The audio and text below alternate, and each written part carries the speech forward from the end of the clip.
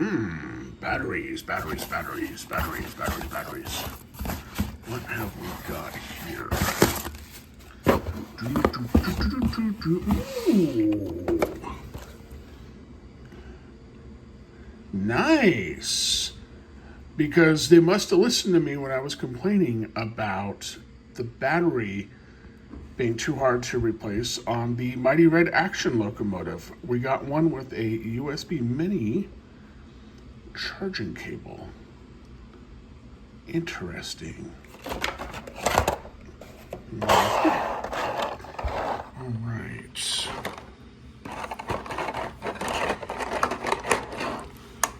A little tricky doing this one-handed, but okay.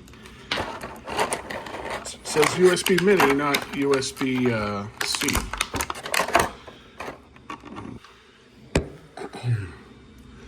Okay. It's heavy. It's got some heft to it. I did not expect that. This is the heaviest Brio locomotive I have by far. Let's take a look at those wheels. And we have an matriculated steam locomotive. Interesting. That way it can go around the sharper curves just fine. Just like some of the bigger real steam engines, I'll point out. It says Brio there on the side. You can see some rivets and some other detailing. TE39. There's no immediate obvious meaning to my knowledge. And I just noticed something else interesting. We have traction tires. So we got these little rubber pads on the wheels, which, if you remember, sometimes that other one, the Mighty Red Action locomotive, took off a little too quick and would lose its. I wonder if this will help stabilize the launches. Theoretically, though I have my doubts, because like with a G-scale locomotive or something, could pull a much longer train. But as we've seen with the magnets on the most modern Brio locomotives, they're not the strongest, so I'm not sure if that will pan out or not, but we will find out. And this is also has some flexibility going up and down for you go up and down your ramps and your bridges. All right, let's charge this thing up, and I will be back to run this thing. So it has a little blinky red light while it is charging, and it did come partially charged, but I want to give it a full charge. I'm going to guess this turns into a solid red light when it's done charging, but I will let you guys know so you know for sure.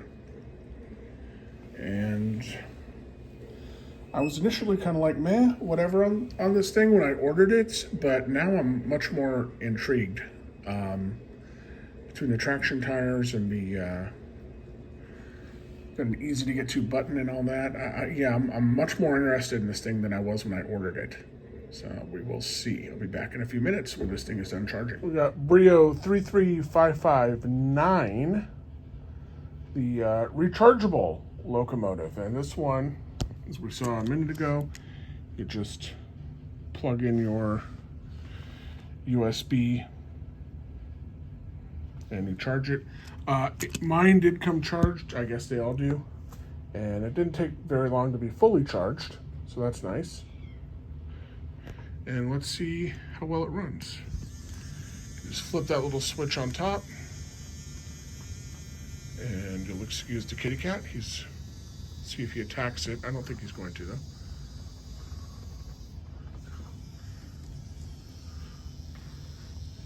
And it has no problem making it up the bridge.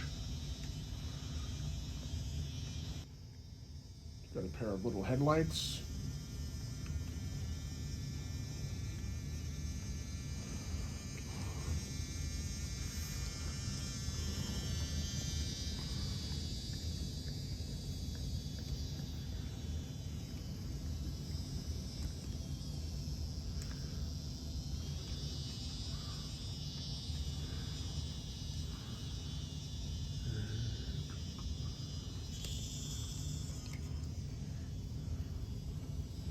So a lot of you may remember the video I did on the Mighty Red Action locomotive. And that one has sound. It has a little bit of sound when you start it up, a little bell and a whistle. This one does not. But overall, I like this locomotive a whole lot more. My main complaints with the Mighty Red Action locomotive were it was difficult to get a battery in and out of it. I needed a special screwdriver, etc. And you don't have to worry about that here. Now, like all lithium-ion batteries, whether it's a cell phone or a Tesla or whatever, it will eventually wear out. I don't see a way to easily replace that when it does, but when that happens, hopefully years from now, your little one probably won't still be using this. So that'll be hopefully kind of a non-issue for most people. And it is bi-directional. We have this little red switch on top, and you just pull the switch for the direction you want it to go. If your train needs to go in reverse, so be it. Whoops. Would help if I had it on the tracks.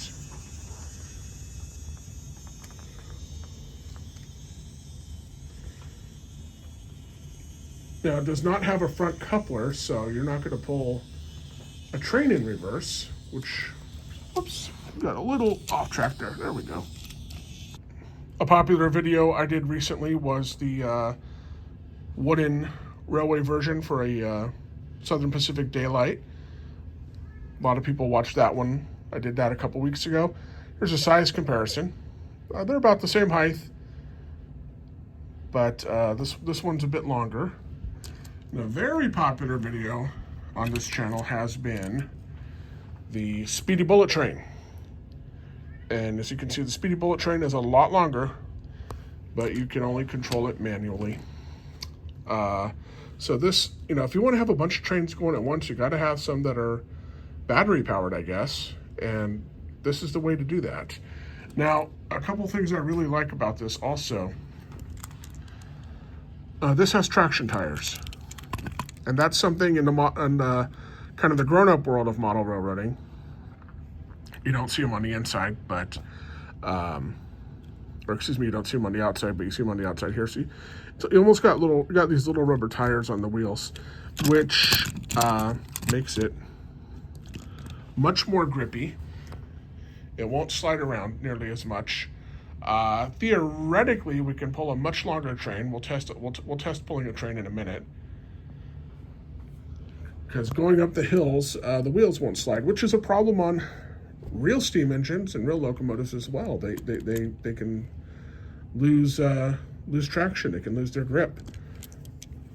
So we've got kind of a articulated thing here where some of the wheels turn separately than others. That's a thing you see on real steam locomotives too. And it makes sense in this application. You notice the rear wheels, there's some flexibility. That's for going up ramps and bridges and stuff more nicely and smoothly. Excuse my noisy cat.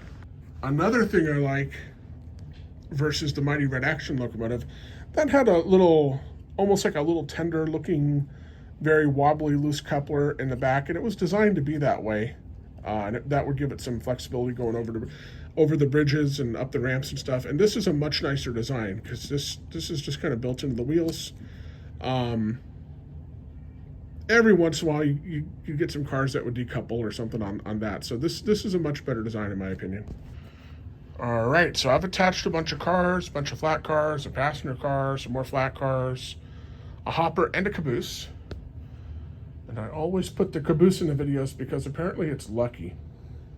It's a lucky caboose. So let's see how it does. I'm still moving a lot of things around and setting up a lot of train stuff, as you can see. So I don't know where all my stuff is right now. It's in a box, but this should give us a pretty good idea. Right off the bat, the Mighty Red Action locomotive just jerked so hard when it started, things would decouple. That wasn't the case here, so that's really nice. Let's see how this does. It took a little effort, but it did get this long train up the double red suspension bridge here.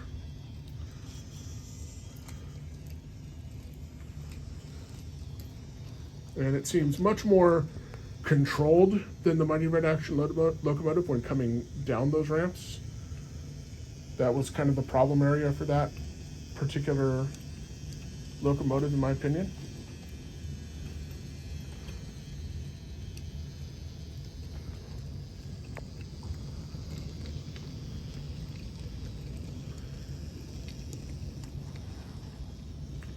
I think I can, I think I can, I think I can, I think I can, I think I can.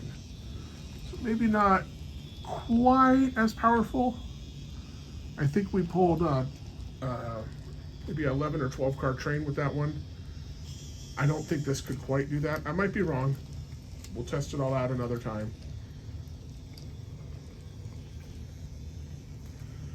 But I get the feeling maybe this one isn't quite as powerful, but I think the trade-offs for the advantages it has are well worth it.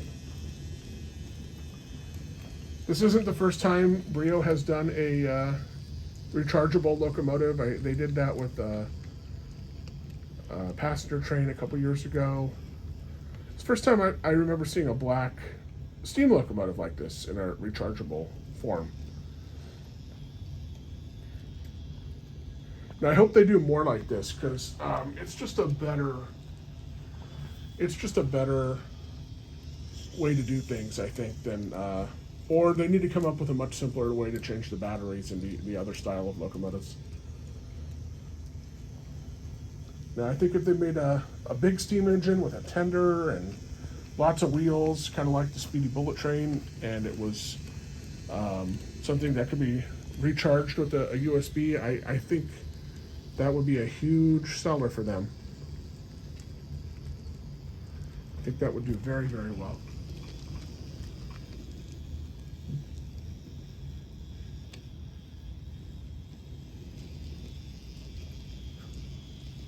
Yeah, definitely struggles with the train this long a little bit, but it does get the job done. It's much more control going down.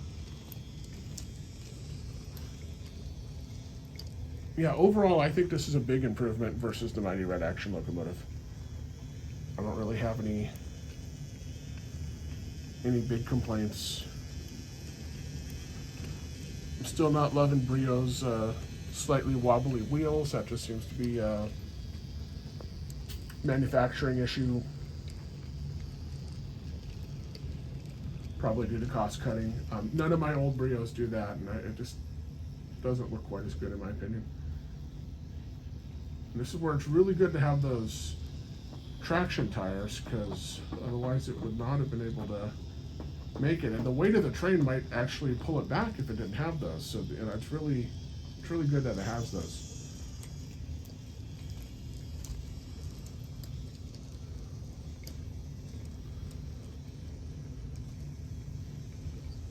New Brio reviews every Monday. Make sure you like and subscribe. Thank you very much for watching.